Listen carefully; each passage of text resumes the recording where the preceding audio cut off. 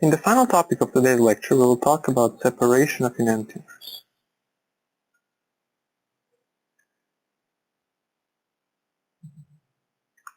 As I mentioned before, having pure enantiomers is of great interest for pharmaceutical and biotechnological industry. But in some cases, we run reactions which don't give us optically pure products, they give us mixtures of enantiomers. And the question is, how do we in general get to optically pure chiral compounds? For some compounds, we don't have to worry about this problem. Some naturally occurring compounds, actually most of the naturally occurring chiral compounds, are formed as a single enantiomer. And so, naturally occurring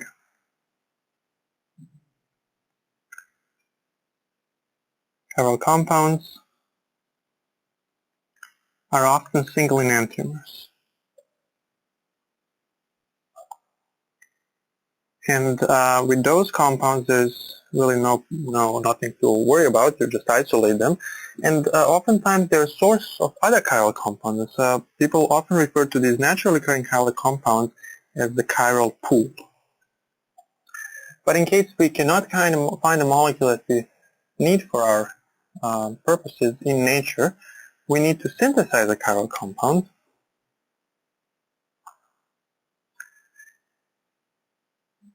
And then separate the enantiomers. In most cases, our syntheses do not give us a single enantiomer, although there are some that do, but in most cases they don't, and so we have these enantiomers which we then need to separate. And this process is called enantiomer separation, is also known as resolution. For example, a reaction of this ketone with hydrogen and platinum. This is also something we'll start talking about later in the course. Will create a chiral center, but since neither of our three reactants is chiral, we'll get a mixture of this S2-butanol and its enantiomer, which is R2-butanol.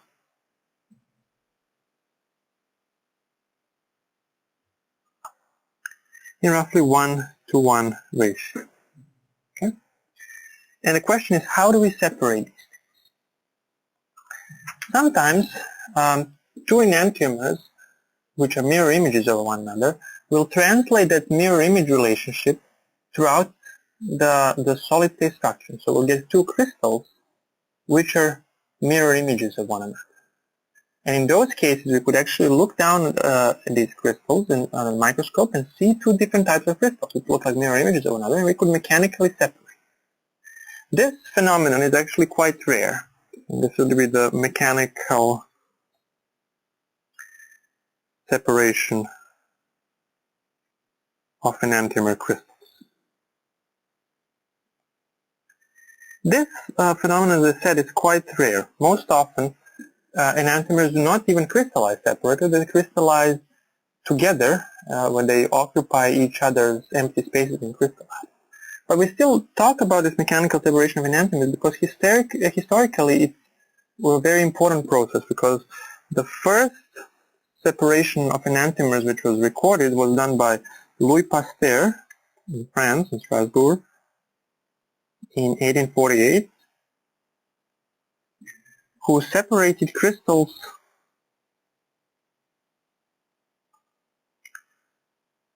of potassium tartarate.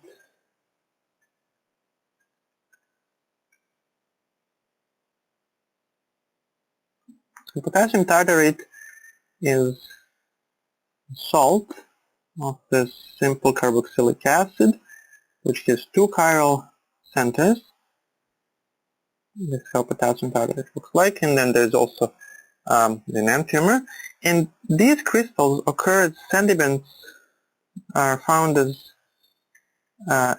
sediments in wine.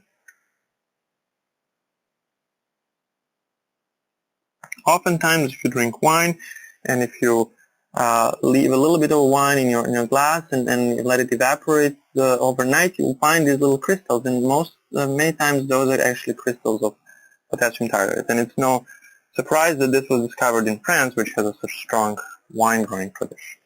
And so he noticed that the crystals of this salt potassium tartrate look differently, and he separated these two classes of crystals and realized that one class rotates plane polarized light in one direction and the other one in the other, and then he came to the conclusion that he really separated the enantiomers. But as I said, this process is pretty rare. So what happens to other kinds of enantiomers? Is there some systematic way which will work for all of them? And indeed there is. So if we start with an enantiomer, or a mixture of enantiomers, which are R and S, and they are as such inseparable because all of their physical properties are identical. What we could do then is add a stereocenter. And add the stereocenter of known configuration. Say add an R stereocenter. And then we will get RR combination and RS combination. And these two will no longer be enantiomers. They will be diastereomers. Because for RR, and its enantiomer will be SS, not RS. And so these are diastereomers, and they are separable. And so now we can separate them and get RR and RS.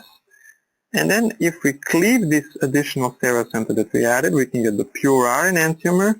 And again, after cleavage, we can get the pure S enantiomer in this case. And thus we separated indirectly enantiomers.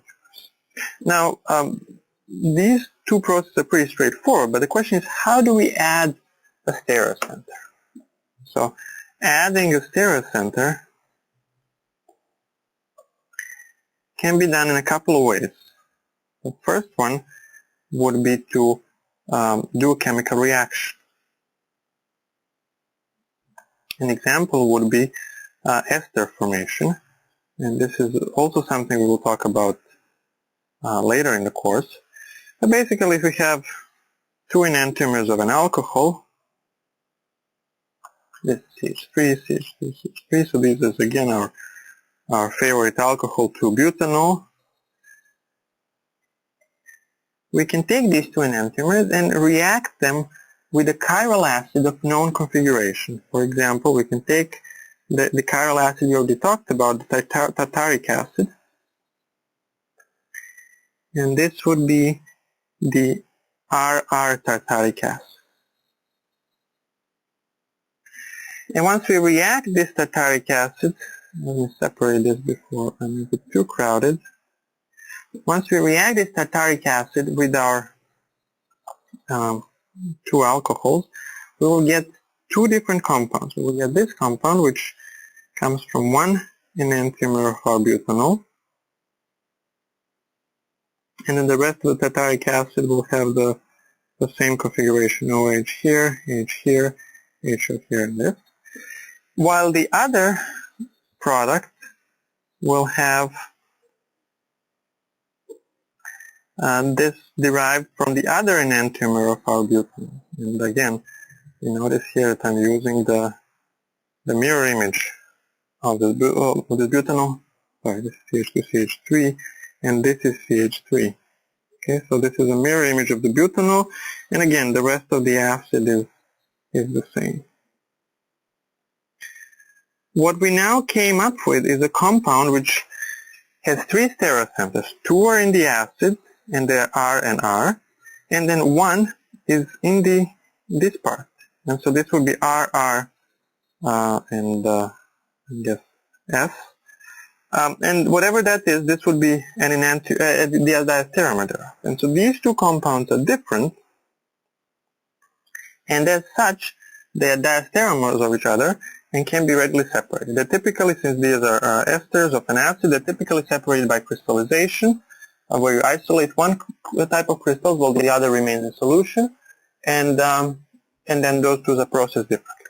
This ester bond is cleaved easily by acidic hydrolysis, and this again will some chemistry we'll learn later on. But that at the end allows us to get pure alcohols back.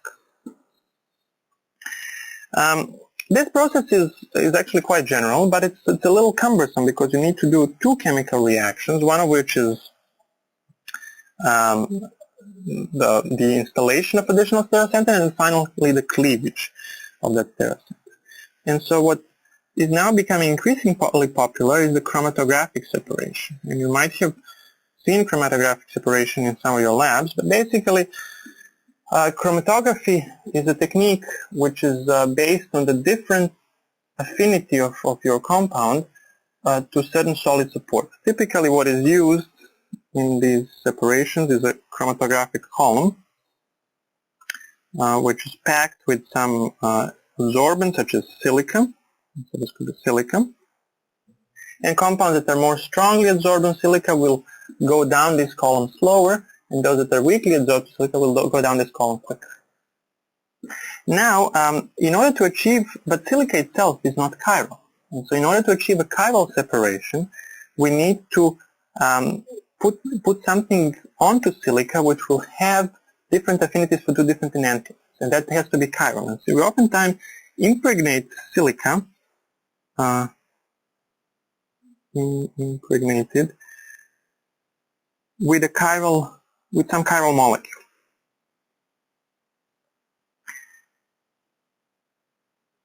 And even though silica itself is not chiral, it is now doped with something chiral, and so it has different affinities for RS and F. And so then on top of this column we add a solution of R plus S mixture.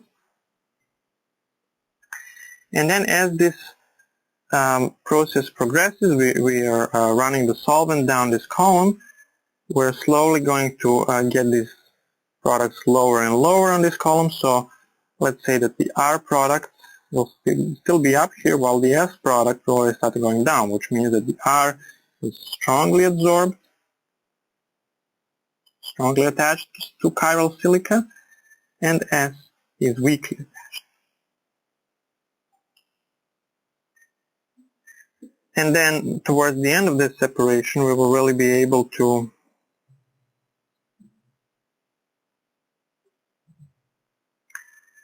have R be here while our S is already on the bottom. And if we put a receiving flask here, then we'll have our S enantiomer already dripping in here, and that will come out of the column first and could be cleanly isolated. The big advantage of this is not only the fact that we don't need to do chemical reactions that isolate products, but the fact that this can be automated.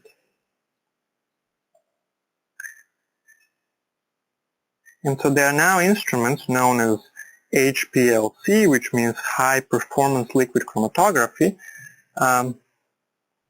which are nothing else but this column slightly modified. So this column is made out of stainless steel, and it's still packed with chirally impregnated silica or some other adsorbents, and then we have a pump which pushes the solvent under very high pressure through this column, allowing very quick and efficient separations of any two types of compounds, but especially chiral enantiomers. And so this is sort of the most modern way how we separate two enantiomers once they are already occurring in a racemic mixture. An even further step forward is the asymmetric synthesis, which we will not talk about in this lecture, but perhaps later in the course we'll touch upon it, where we completely avoid the creation of racemic mixture and create one of the enantiomers exclusively through the use of chiral catalyst as the exclusive product of the reaction. And again, the use of chiral catalyst here is crucial because, to reiterate the big point about stereochemistry, chirality cannot be created out of nothing. There needs to be something that induces chirality. Either it's a chiral column which allows us to separate things, or it's a chiral catalyst which allows you to make something chiral in the first place. With this, we will close the chapter on stereochemistry, and the next week we will start moving into chemical reactivity of individual classes of compounds quite heavily. But you will see that stereochemistry is really never going to leave us, because most of the reactions we'll study in the future will have significant stereochemical consequences, and stereochemistry will both be an important product of the reaction, but also an important tool to study the mechanism of reaction and allow us to establish what was the exact sequence of steps during the course of reaction.